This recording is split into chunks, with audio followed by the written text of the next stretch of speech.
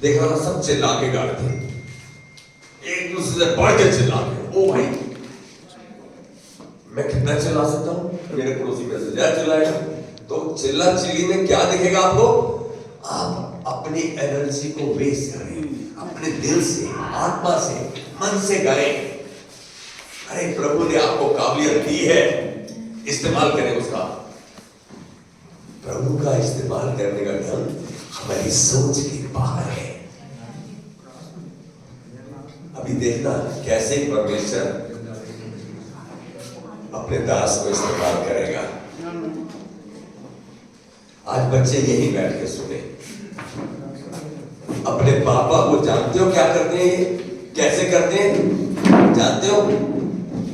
हाँ, सब कुछ जानते हैं। हाँ क्या देखे तो बाद में पापा बोले हो तुमने ऐसे कैसे बोल दिया।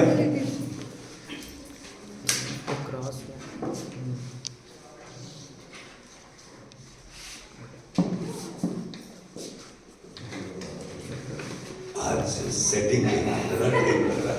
ठीक है, बस हमें कितनी बार ऐसा लगता है परिवार का एक सदस्य बहुत कमा रहा है, दूसरा सदस्य उससे अच्छा कमा रहा है, एक कमाई वाला बंदा चला गया। कैसे लगता है कि दूसरे की भी कमाई चली गई। आज ये मालूम कलीसिया प्रभु की है और हम उसके अंग हैं। यहां हर एक अपना योगदान देता है, दे सकता है, देना चाहिए, रुके नहीं। कोई इंडिस्पेंसेबल नहीं है। हम ये कहें कि कल मेरे बिगड़ काम में चलेगा, पास्टर टंडन आंखें बंद कर जाता है आज, तो कल परमेश्वर ने पहले ही दूसरे बंदे को तैयार कर गए और हमें पता ही नहीं। आपको मालूम है आपको कितनी सामर्थ्य दे दी है उसने?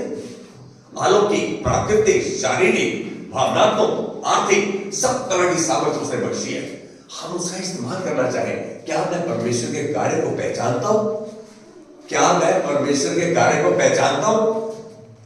सच बोलेगा मेरा बेटा, सच बोलेगा। पापा को जानता है, आवाज नहीं निकल रही। तेरा पापा अच्छा है ना? बड़ा बेकार है? कौन कहता है अच्छा है? आज एक बात जाने, सबको परमेश्वर ने उत्तम बनाया है। आमेन। क्या हम परमेश्वर के कार्य को पहचानते हैं? परमेश्वर कार्य कर रहा है, परमेश्वर कार्य कर रहा था, कर रहा है, करता रहेगा। क्या आप कार्य कर रहे हैं? ये मीतू का सब्जेक्ट आ गया। लेकिन तोते वो खा गई वो औरत, ये तो मेरे जहन से, मेरे दिमाग के धड़कन को उड़ा दिया। हम ऐसे ही काम करते हैं। परमेश्वर को कार्य को पहचानेंगे तो वो करेंगे जो उसको भाता है, वो नहीं करेंगे जो उसको नहीं भाता। हम यूहन्ना के 5वें अध्याय, आज अध्याय खोलना नहीं, यूहन्ना का 5वां अध्याय 15 से 19 आयत यदि हम इस पर मनन करते हैं, इसको देखते हैं, इसको पढ़ते हैं, तो ऐसा प्रतीत होता है कि हम सब अपने आप में व्यस्त हैं, बिजी है, सब बड़े बिजी है। नानी बिजी है, बड़े बिजी है। टेलीफोन देकर तब चल रहा है, करोड़ों का बिजनेस चल रहा है।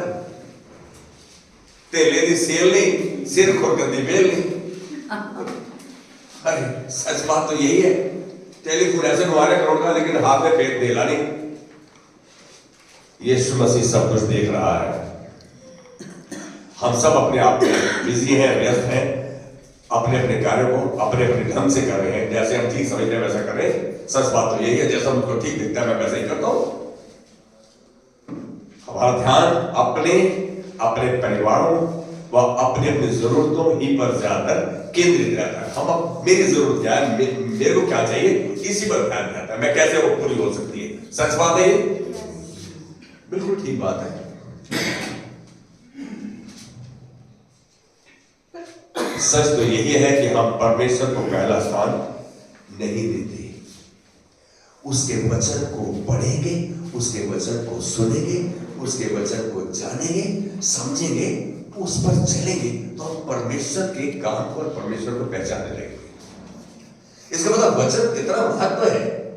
उसने तोते को दिया कि ये रोज वचन जैसे बोलूंगी मेरे को सुनाएगा, मैं 4 बार सुनूंगी, ये बार बार कहेगा और मैं परमेश्वर के वचन को अंदर तक जाने दूंगी, मेरे को याद दिलाता रहेगा। आज परमेश्वर ने बाइबल आपको क्यों दी है? लगातार इसी पे मनन किया करो। परमेश्वर ने यहोशू अपने चुने हुए दास से कहा कि व्यवस्था की यह पुस्तक तेरे चित्त से उतरने न पाए, दिन रात इसी पर मनन करना। जो कुछ करे इसको चौकसी करते हुए करना, ताकि तेरे सब काम सफल हो, प्रभावशाली ठहरे। थोड़ी सी हिदायत दे दी बीच में, क्या मैंने तुझको आज्ञा न दी थी? या बांध कर दृढ़ हो जा, तेरा मन कच्चा ना हो, जहां जहां तू जाएगा वहां वहां तेरा परमेश्वर तेरे संग रहेगा। आज एक बात बोलूं, माँ बाप का कहना मानना जितना जरूरी है उससे ज्यादा जरूरी है परमेश्वर के वचन को पढ़ना, समझना, सुनना, जानना और उसको मानना। क्योंकि माँ बाप भी संसार में है, संसारिक रूप से अपने आप को व्यक्त कर सकते हैं। क्या हम आज इस बात को ध्यान में रखें कि मैं परमेश्वर के वचन को पहला स्थान दूं?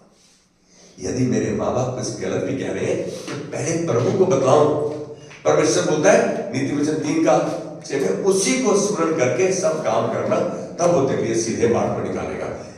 मैं यदि अपने पेरेंट्स के बारे में, अपने माता पिता के बारे में, अपने बड़े भाई के बारे में कुछ सोचता हूं, परमेश्वर को बताऊं, ताकि परमेश्वर मेरी मदद करे अपनी आत्मा की सामर्थ्य के द्वारा। मुझे मदद को लेना ही नहीं आता, मैं तो देख लो, अच्छा देव मेरा बड़ा भाई, देख लो तो हम कहां देख लेंगे? हम परमेश्वर का इस्तेमाल ही नहीं करें जो वो सामर्थ्य उसने हमें दी है। अरे वो सामर्थ्य दिया है जिसको हम जानते भी नहीं। क्या कहूं मैं?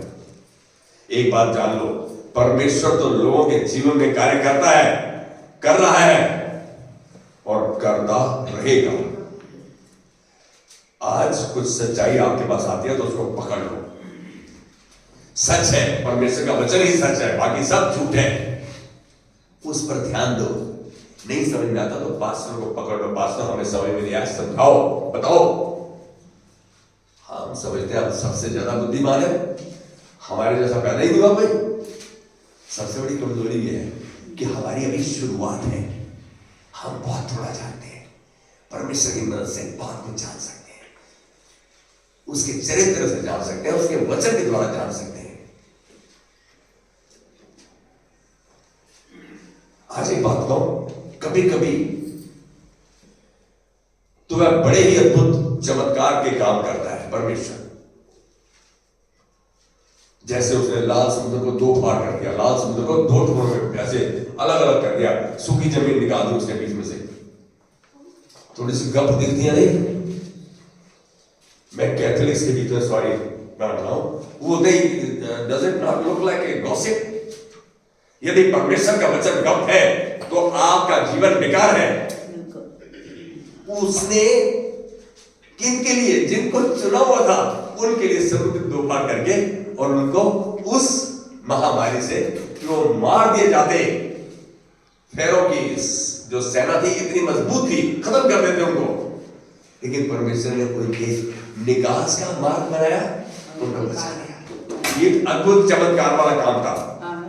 और कई बार ऐसा लगता है यार प्रभु काम ही नहीं कर रहा, मैं तो रोज प्रार्थना कर रहा हूं, मैंने तो पास्टर साहब को भी बोला, मैंने तो सोमा को भी बोला, मैंने तो गन्नू को भी बोला, मैंने मनोज को भी बोला, पता नहीं कार्य क्यों नहीं कर रहा।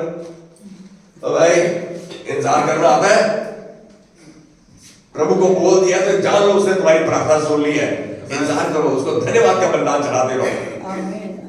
यहां मैं एक उदाहरण दे रहा हूं, मरियम और मार्था 2 बहनें थी, उनका भाई लाजर था। लाजर की तबीयत बहुत खराब हो गई और मरियम और मार्था को मालूम था कि यीशु मसीह जो पिता परमेश्वर से मांगता है पिता उसको देता है। उन्होंने क्या किया, एक संदेश वाहक को भेजा, बोला कि जाके यीशु को बुला लो। उस परिवार के बहुत नजदीक था वो गए, उन्होंने यीशु को संदेश दिया कि तेरा दोस्त लाजर बहुत बीमार है, आजा। यीशु मसीह 3 दिन तक वही ठिकाना, 2 दिन अपना खाने वाले खाना वहां पे, और चेले उसके साथ में कह रहे, अरे गुरु का दोस्त बीमार है और ये जा रहा। यहां बहनें भी निराश हुई, दोनों मरियम और मार्था, और चेले भी निराशा दिखा रहे थे। लेकिन परमेश्वर अपना काम कर रहा था।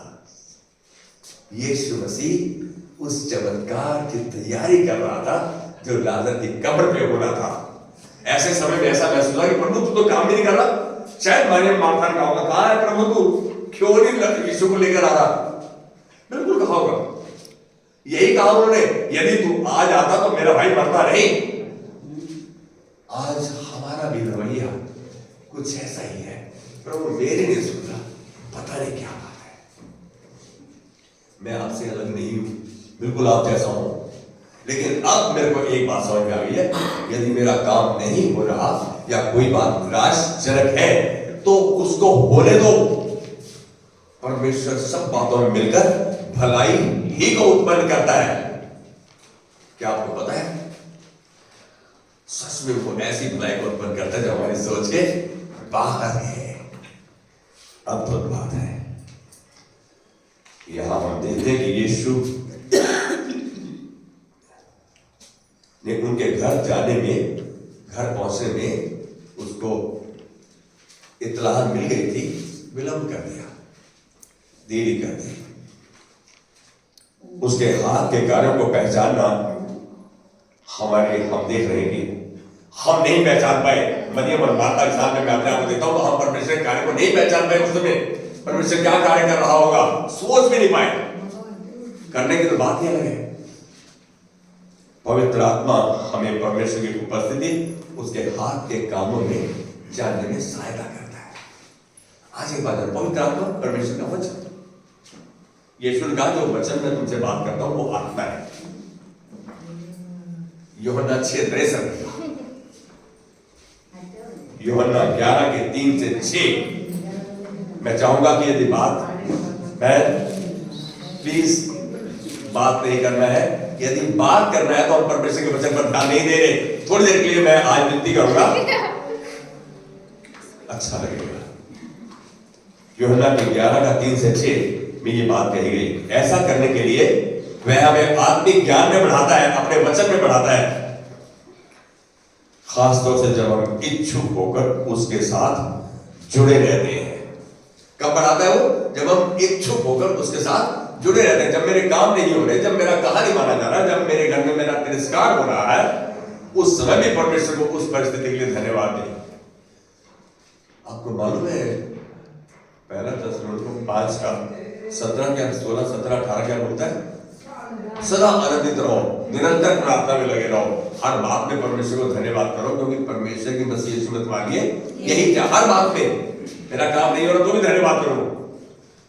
हमारे तो चेहरे के भाव नजर आए थे, मेरा काम नहीं आया, बीवी ने डांट दिया या पति ने डांट दिया, भाई ने डांट दिया, कितनी अलग बात है।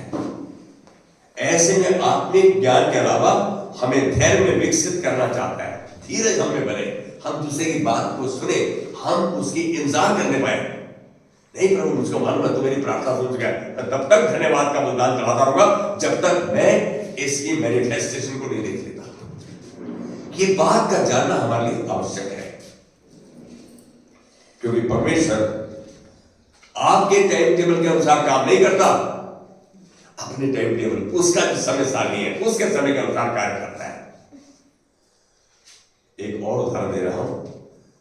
जब परमेश्वर ने अब्राहम से वादा किया कि जितने आसमान में तारे ना इतना बड़ा तेरा वंश होगा, तब तक तो उसका एक बेटा भी था, काफी उम्र ज्यादा थी। एक बात सोचो प्रभु, एक बच्चा तो है नहीं, तुम्हारा इतना वंश होगा। अरे ना अब्राहम ने ऐसी प्रतीति की, लेकिन अब्राहम ने विश्वास किया। वो विश्वास में अटल रहा, उसकी बीवी ने नहीं किया, लेकिन परमेश्वर ने उसके विश्वास के अनुसार उसको वादे का बेटा दिया। आज कितने बेटे हैं अब्राहम के? हम सब अब्राहम के वंश हैं। शायद यदि हम कहें कि कितनी गिनती है, मुश्किल हो जाएगी। हमें समस्याओं को अपने हाथों में लेने और गलतियां करने का कारण बन सकता है जब हम उनको अपने हाथ में लेते हैं, परमेश्वर के हाथ में नहीं देते, हम गलतियां कर बैठते हैं। क्या कोई समस्या आ गई तो उसने मैं हमने आंखें बंद की और अपने हाथ उठाकर परमेश्वर के हाथ में उस समस्या को दिया? नहीं दिया। यही निराशा की बात है। आज से वादा करके कोई परेशानी आ गई, हम उसको धन्यवाद के साथ परमेश्वर के हाथ में देंगे। कहा है ये वचन, कोई मुझको याद दिलाएगा प्लीज? है बेटा, क्या कहता है? परमेश्वर को धन्यवाद का बलिदान चढ़ा और अपने फल पर धन की अपनी मन्नत से पूरी कर, संकट के दिन मुझे पुकार, मैं तुझे छुड़ाऊंगा, तू मेरी सेवा करने पाएगा। क्या हम ऐसा करते हैं? असली वचन जो है इसमें जान है। फिलिपियों 4:6 और 7 हम चिंता करते हैं ना, काम नहीं हो रहा, कह रहे किसी भी बात की चिंता न करो, चिंता के विषय को धन्यवाद के साथ परमेश्वर के हाथ में दो। वो मुश्किल है। कहता है तुम्हारे विनती, निवेदन, प्रार्थना धन्यवाद के द्वारा परमेश्वर के सम्मुख उपस्थित किए जाए, ताकि वो शांति जो हमारी सारी समझने पर है वो हमारे हृदय और विचारों में मसीह यीशु में सुरक्षित रखे, हमारे में रखेंगे। मुझे अच्छा महसूस होता है जब परमेश्वर हमारी बातों का जवाब देता है, जब हम धीरज रखते हैं। कहता है धीरज को अपना काम करने दो ताकि तुम सिद्ध हो जाओ, तुम्हें किसी बात की घटी ना रहे। यही बात है सुमा, आप स्थिर हो जाओ, सिद्ध हो जाओ और आप में सब सामर्थ्य हो, बलवंत हो जाओ। परमेश्वर चाहता है उसके लिए मुझको उसका कहना जानना होगा, समझना होगा और मानना होगा। कभी कभी ऐसा लगता है पास्टर कितना जबरदस्ती करता है हमारे साथ। नहीं भाई, जबरदस्ती परमेश्वर ने हमारे साथ नहीं की, जबरदस्ती नहीं कर रहा, परमेश्वर के वचन से आगाह कर रहा हूं कि परमेश्वर ऐसा कह रहा है। सच में बढ़ना चाहते हो, सच में तृप्त होना चाहते हो, सिद्ध होना चाहते हो, संपन्न होना चाहते हो, बलवंत होना चाहते हो, परमेश्वर का कहा मानो। यूहन्ना 5:17 में ये जो अपने चेलों से कहा कि उसका पिता हमेशा काम करता रहता है। 5:17 में बतला रहे चेलों को, मेरा पिता हमेशा काम करता है। अरे भाई, और इसीलिए मैं भी करता हूं। यीशु मसीह ने उनको बोला, जब हम इन रीतियों को पहचान लेते हैं जिसके द्वारा हमारा परमेश्वर कार्य करता है, इन रीतियों को, इन तौर तरीकों को, इन चीजों को पहचान लेते हैं कि मेरा परमेश्वर काम करता है, तो मैं क्यों नहीं उसके वचन के अनुसार कार्य करूं? यदि नहीं कर पा रहा हूं, नहीं जानता, तो अपनी विनती को धन्यवाद के साथ उसके हाथ में दूं। यार वो बहुत कुछ चाहता है करना हमारे जीवन में, हम ही अपनी अकल का सहारा लेकर पीछे रह जाते हैं। तब हम विश्वास में दृढ़ होते जाते हैं जब हम उसका कहना मानते हैं और प्रेरणा पाते जाते हैं, उसकी एडवाइस, उसकी काउंसिल हमें मिल जाते हैं उसके वचन के द्वारा, जिसके द्वारा हमारा मन प्रभु की बुलाहट को पूरा करने में हमें सक्रिय करता है, एक्टिव बना देता है, हमारा हाथ पकड़ के लेके चलता है। यह तो बात थी कि प्रभु कार्य करता है, कार्य कर रहा है। अब हमारी बारी है, हम अपने आप से पूछें, मैं कहाँ हूं? खाली बस जान रहा हूं और प्रभु को प्रार्थना कर रहा हूं, कर नहीं रहा, और नहीं रहा। मैं कहाँ हूं? एक बार हम अपने अंदर झांक कर देख रहे हैं, क्या मैं सच में प्रभु को जानता हूं और उसका कहा मानता हूं? जानना अच्छा है, मानना उससे भी उत्तम है। मालूम है ये बात का बाइबल में पहले शमूएल से पढ़ना है भाई। क्या परमेश्वर आपके वादों से, आपकी बलियों से, आपके तोहफों से प्रसन्न होता है? कहता है क्या प्रभु मेल बलियों या होम बलियों से प्रसन्न होता है? अपनी बात के माने जाने से प्रसन्न होता है? उसकी बात का मामला है ना सबसे उत्तम है। क्या इसे आमेन विद मी? एक और उदाहरण देखेंगे। परमेश्वर, हम यदि उत्पत्ति में 3:7 से 13 देखें, परमेश्वर की आज्ञा न मानने के बाद आदम और हव्वा ने अपने आप को बहुत ही भयानक अवस्था में पाया। आदम और हव्वा ने परमेश्वर का कहना नहीं माना, उसके बाद भयानक अवस्था में पाया उन्होंने। उनका पहला रिएक्शन क्या था, पहली प्रतिक्रिया क्या थी? पहला कदम क्या था आदम हवा का? गलती को मानने के बजाय ढांपना शुरू किया उन्होंने। गलती माने नहीं, लेकिन अंजीर के पत्तों के साथ ढांपना शुरू करते हैं। नंगे, अब देख रहा हूं तो नंगे है। जब गलती कर ली, अब ये पहली प्रतिक्रिया थी। वो कोशिश कर रहे थे अपने पाप को ढांप ले। आज भी हम यही कोशिश कर रहे हैं, कैसे ढांप ले? अपनी गलती मानना व पछतावा करने के बजाय अपनी समझ के अनुसार हम ऐसा क्विक फिक्स सॉल्यूशन की खोज में रहते हैं, बस हो जाए कैसे। मेरा एक सरदार दोस्त है, कहता सर जी ए वाली प्रार्थना करो बस हो जाएगा। हमें दिन रात झूठ बोलते हो, चोरी करते हो, सरकार का टैक्स नहीं देते, हो जाए। मैं बोला मेरे पास कोई चमत्कार का काम नहीं है, प्रभु कहना मानेगा तो प्रभु की महिमा को देखेगा, नहीं मानेगा तो भाई तलवार से मारा जाएगा। ये प्रभु का 1:19 में कहता है। लेकिन आज एक बात समझ में आ गई कि हम अपने आप समाधान नहीं देखें, परमेश्वर के वचन में देखें कैसे परमेश्वर हमारी समस्या का समाधान ढूंढने में हमारी मदद करता है। वो काम कर रहा है। उत्पत्ति 3:8 में देखते हैं, दूसरा टेक्स्ट क्या था? परमेश्वर से छुपना। वो परमेश्वर से बचना चाहते थे, छुप रहे थे, पेड़ के पीछे छुप गए आदम और हव्वा। परमेश्वर उनसे मिलने आता था। आदम आदम कहाँ है तू? ये पेट में खड़ कर की आवाज आ रही है, पत्ते कर रहे थे। परमेश्वर को तो पता था, लेकिन इन्होंने छुपना भी चाहा और ढांपना भी चाहा। न ढांप सके न छुप सके। क्या परमेश्वर से आप लोग छुपा सकते हैं?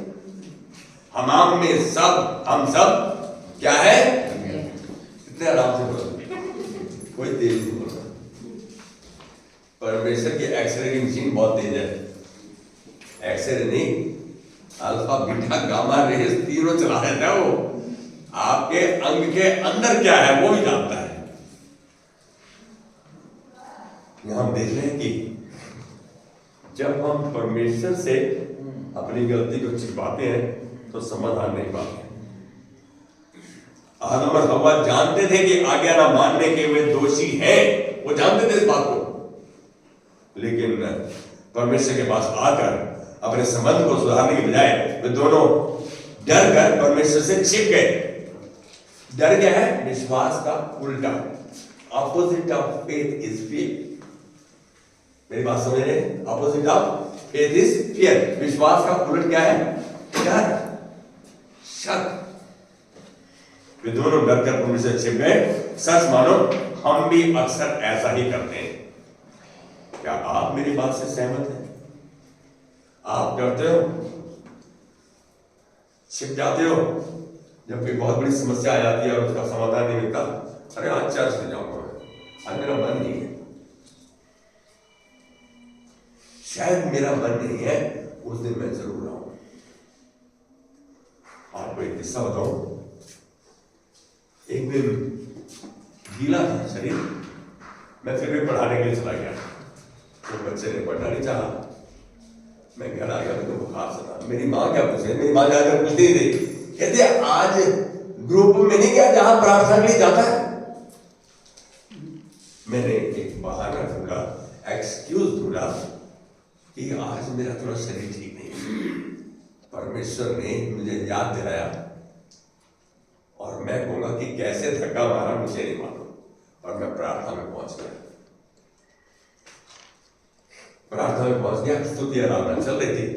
40 मिनट के बाद जब आंखें खोली, परमेश्वर ने मुझे कुछ कहा, मैंने तेरी आंखें ठीक कर दी। मैंने ये कोई 94 की बात है, 94-95 की, मैंने तेरी आंखें ठीक कर दी। मुझे विश्वास ही नहीं हुआ। मैं तो देखा सर में दर्द रहता है, मेरे बड़ी परेशानी है। मैंने जब आईसाइट टेस्ट कराई, मेरे को सर आपका नंबर तो नीचे आ गया, इधर चेंज कराओ। क्या परमेश्वर में विश्वास करते हैं? अरे करें, उसके काम को पहचाने। जिस दिन समझता हूं मेरी जरूरत मैं नहीं महसूस कर रहा, जरूर आऊं परमेश्वर के भवन में, उसकी उपस्थिति में आ जाऊं, आंखें बंद करके घुटने टेक कर उसके सामने आ जाऊं। अरे किसी के साथ, अपनी पत्नी के साथ, भाई के साथ, बहन के साथ, किसी मसीह बहन भाई के साथ मिलकर विनती कर दो उसी समय। परमेश्वर कार्य कर रहा है, करना चाहता है। क्या हम इच्छुक हैं? क्योंकि आप उस समय आपने प्रार्थना नहीं की, आपको ये लगता है मैं तो अपराधी हूं, मैं क्यों करूंगा ऐसा। अब तीसरा रिएक्शन क्या था? यदि उत्पत्ति में 3:12 देखें, दूसरों पर दोष लगाकर अपनी जिम्मेदारी से बचने की कोशिश करते हैं। आदम को पूछा हुआ तूने क्यों कर दिया? कहता जी वो जो बीवी तूने दिया ना उसने करा दी। आदम ने नहीं माना, हमारा ये है उसने किया हुआ जी उसने। अब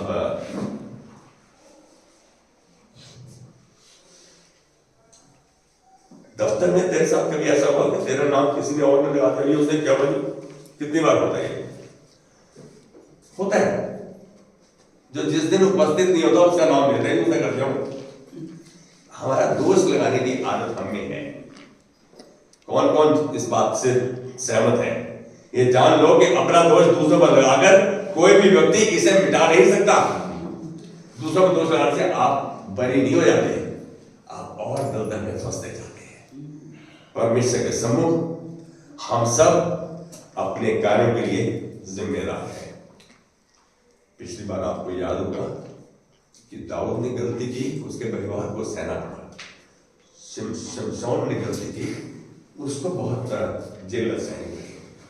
यहूदा इस्करियत ने गलती की और उसने नहीं पछतावा किया। अंत में क्या हुआ? आज एक बात कह रहा हूं, अपने कामों के हम जिम्मेदार हैं और उसका खामियाजा हमें भुगतना होगा। लेकिन परमेश्वर अनुग्रहकारी, दयालु, कृपालु, विलंब से कोप करने वाला अनुग्रहकारी है। वो हमें माफ करना चाहता है। वो चाहता है हम उसी समय उसके पास आ जाए। अरे दाऊद ने गलती की, लेकिन उसके बाद दाऊद फिर सामर्थ्य हो गया। दाऊद ने सर पर डांट खोल दिया, राख कर ली, माफी मांगी, फिर उस बात को दोबारा नहीं दोहराया। मैं आज एक बात बोलूं, गलतियां हम सबसे हो जाती है क्योंकि हम प्रभु के वचन में इतने मग्न नहीं है, इतने गड़े हुए नहीं है कि सब कुछ उसी को स्मरण करके करें। यहां साफ दिख रहा है कि हम जिम्मेदार हैं। उत्पत्ति 3:9 क्या कहता है? आदम और हवा के पाप करने और चोरी छिपे इसे निपटाने के बावजूद परमेश्वर उनके पास आया। कितनी बड़ी बात है। कह रहे वो सब कुछ छिप रहे थे, हैं? भाग रहे थे, लेकिन परमेश्वर उनके पास आया अदन के बगीचे में। आदम कहाँ है तुम? आदम को मौका मिला। हमारा परमेश्वर इतना अनुग्रहकारी है, वो इस हिसाब से हमारे अंदर हमारे द्वारा कार्य करना चाहता है। हमारा कोई पाप इतना बड़ा नहीं जो परमेश्वर हमसे दूर ना कर सके, कि हमारा परमेश्वर हमसे दूर ना कर। कोई पाप ऐसा नहीं। ये बात वचन कहता है। परमेश्वर फिर भी हमें बुलाता है और पूछता है, टंडन कहाँ है तू? सोमा कहाँ है? नीलम कहाँ है तू? जिस दिन प्रार्थना करनी है उस दिन हमें नींद आने लगती है, हमारे सर में दर्द होने लगती है, हमारा बारह तो यार है कि मेरे बच्चे का इम्तिहान है। सवाल तो रहते को स्कूल की चाबी स्कूल तो स्टार्ट ही नहीं हुआ। आज एक बात बताऊं, जहां आपने पहुंचना है वहां पहुंच गया। परमेश्वर के चरणों में क्यों नहीं पहुंचते? आ जाओ, धन्यवाद देते हुए आ जाओ कि प्रभु मुझे मालूम है ये मेरी समस्या कुछ भी नहीं, तू तो समस्या से बहुत बड़ा परमेश्वर है, मेरा परमेश्वर सब कुछ कर सकता है। क्यों नहीं मैं इस बात को अंगीकार कर रहा, जैसा पौलुस ने किया कि मैं मसीह यीशु के साथ सब कुछ कर सकता हूं जो मुझे सामर्थ्य देता है।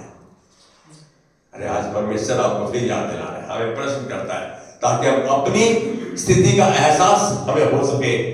अपराध या शर्मिंदगी को परमेश्वर से दूर न करने दें। आप परमेश्वर से दूर नहीं हो, यदि अपराध कर दिया और शर्मिंदगी आपको, परमेश्वर के पास आ जाओ। पहला पत्रस 5:6 क्या कहता है? अब परमेश्वर के बलवंत हाथ के नीचे दीनता से बने रहो। आ जाओ उसके पास ताकि वह तुम्हें उचित समय बढ़ता है। यदि मेरे से गलती हो गई, मेरे मुख से अपशब्द निकल गए, मुझे पछतावा करने में और सॉरी कहने में क्या दिक्कत है? कह देना चाहिए, दिल से कह देना चाहिए और उसको मानते हुए कहना चाहिए। यहां परमेश्वर है कि हमें अपने आप से दूर नहीं रखना चाहता, हम है कि ढांपना चाहते हैं, छुपना चाहते हैं उससे। वो समाधान नहीं है, उसके पास आ जाना समाधान है। वो समाधान का स्रोत है। He is the source and supplier for everything that we need. हर चीज जिसकी हमको जरूरत है उसका वो स्रोत है उन सबों के लिए। किन के लिए? जो क्षमा और संबंधों को फिर से बहाल करने के लिए इंतजार करता है। किन के लिए? जो सुनने और अंगीकार करने और पश्चाताप करने के लिए तैयार है, जो बात को सुने, परमेश्वर की अंगीकार करे। परमेश्वर तो कार्य कर रहा है, कर रहा था, करता रहेगा। आज जरूरत है तो मुझे ढांकने की कि मैं कहा हूं। प्रभु अपनी आंखें बंद करेंगे ऐसे बैठे बैठे। आज हम तेरे वचन को सुनकर ये महसूस करें कि हमने बहुत बार आदम और हव्वा की तरह बर्ताव किया, अपने आप को ढांपना चाहा, पापों को छिपाना चाहा।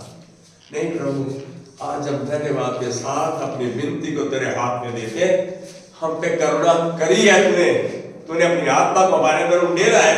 हम आज पछतावा करते हुए तेरे पास आते हैं और तुझको धन्यवाद देते हैं कि तूने मुझे माफ कर दिया है, मेरी स्लेट को साफ कर दिया है।